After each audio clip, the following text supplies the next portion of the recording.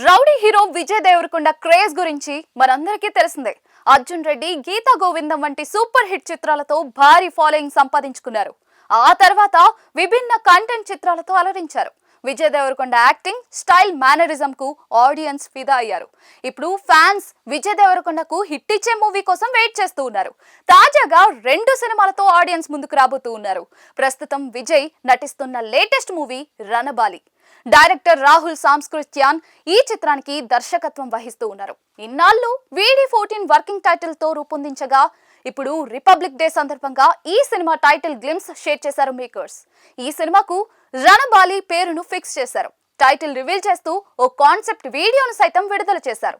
1878లో జరిగిన కథను ఇందులో చూపించనున్నారు. బ్రిటిష్ వారు భారతీయులను ఎంతగా చిత్రహింసలు పెట్టారు, కనీసం భోజనం లేకుండా ఎలా దోచుకున్నారు అనేది ఇందులో చూపించారు.